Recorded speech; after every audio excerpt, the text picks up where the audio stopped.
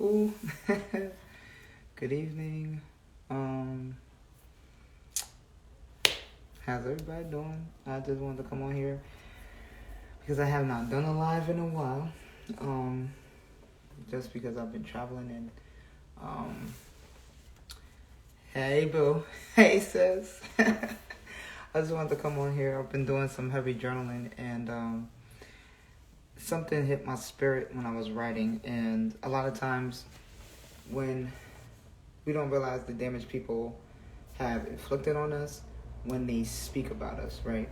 Um, or sometimes, like in general, when people speak on something that they don't know anything about. But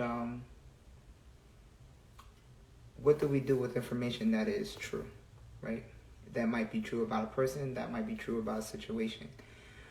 Sometimes people are quick to say the information, but not realizing the impact of them saying it, right? And this is what leads to my thought. Just because something is true doesn't mean it's always pertinent to share, meaning that it's not always important to share. Just because something is true doesn't mean that it is important enough to share, right? And why am I talking about this and how was it hit?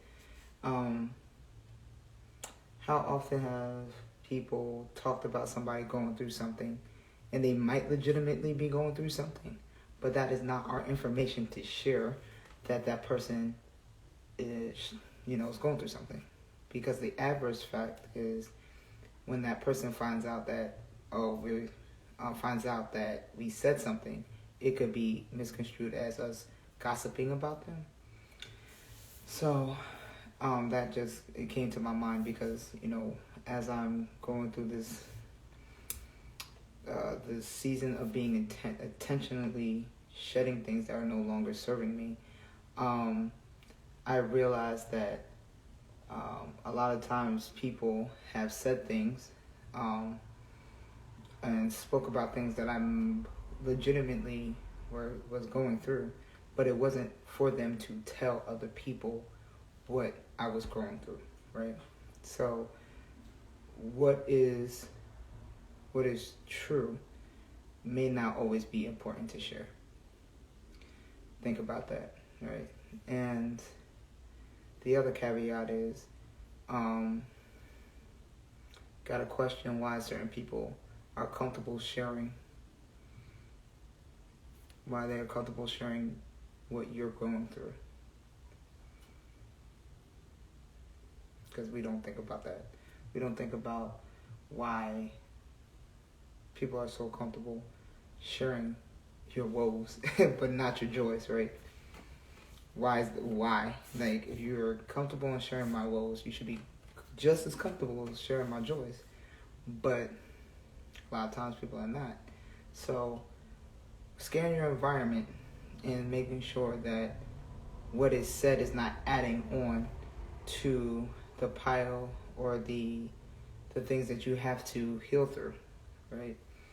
Because sometimes it's the people that are in our proximity that are the ones that get comfortable in sharing information about you. So that was my thought today. Just because something is true doesn't mean it's always important to share. Something to think about. And write down, like, I did this writing about, like, why certain things were such big deals to me, like why certain events in my life, hurtful events, were like that more like damaging, was because of the sharing. I'll give you an example. Bucknell University. I think this is like one of the, not the foundation, but the next layer to why certain things rooted in my womanhood as I was growing into a woman, at becoming who I am. Bucknell University, 2005, right? Dating myself, so. I broke up with my first love. It was not a very easy breakup. Just because we experienced some losses in that relationship. And when the relationship happened, the people in proximity thought it was important to share information, and that what information was shared got blown out of proportion, and it became gossip. And I am watching my name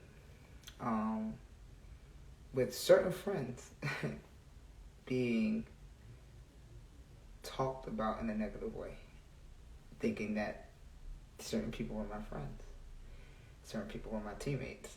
You know what I mean? At the time at Bucknell, and I'm like, wow, you used a negative situation to really reveal what you thought about me.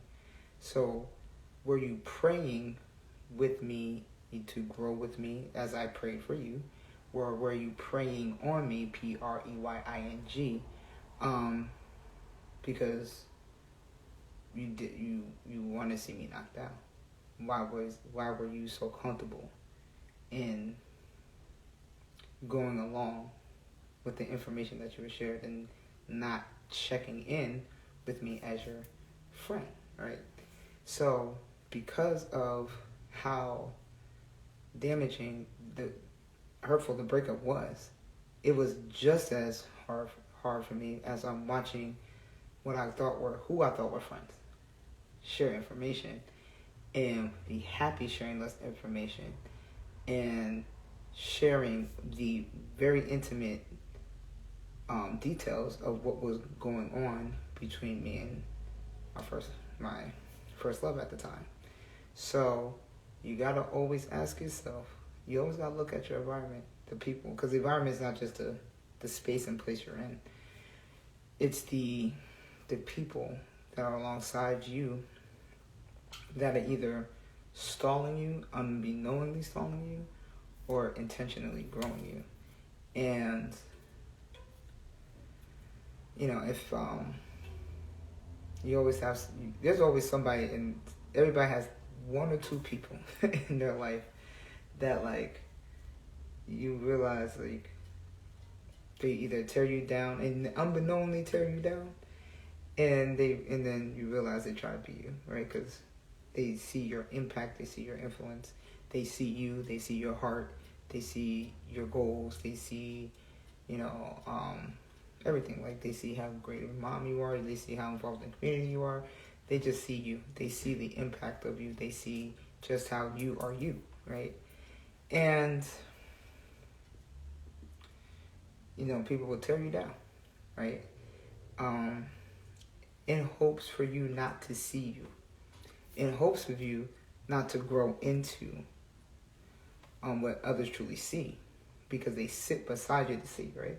So people often cut you down for you not to grow into the vision of the vision that chose you. So just scan your environment, see who's happy sharing negative information or true information that you might be growing through, or you might be going through, or whatever, intimate things about your goals, intimate things about yourself, and they're happy to share it. There's something there. You know what I mean? Why is it so important for you to share this little bit of information? And what's your gain? What's the gain from them sharing information? What's their gain? That's the biggest question you gotta ask. Why are two questions. Why are they comfortable sharing pertinent information that's not meant to be shared with everybody else? And what's their gain by sharing that information? Heavy question. But yeah, sorry, my one light's on the timer. My bad. The attention of intentionally shedding things that are no longer yours. And when you really take the time to intentionally walk through healing and walk through letting go, be present in the letting go, because you'll be just as surprised when you ask yourself, when you realize the situations that you have to let go, why those situations became so big that you had to let go. And once you see that, then you can you'll see the environment and the difference between seeding and weeding, right?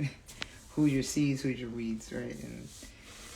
And things like that. So that's all I had, and I wanted just to hop on here and share, and just provide a food for thought on a Thursday. So I, thank you for to listening. The episodes of Sovereign Talks will be re-airing, in 2 weeks. We have some interviews that will be on there. We have a little bit longer clips, a little bit more intimate look of some of the things that I had to grow through that caused me to grow as a woman, and to look at my life and understand certain things, with certain things of what it means to settle and what it means to set boundaries, right? Those things. So yeah, in 2 weeks we're going back to the episodes, and then I will be more live while having more guests and having some conversations about some challenges that what causes us not to move forward, the roadblocks, if you will. So thank you for jumping on and just listening and supporting. Have a good night.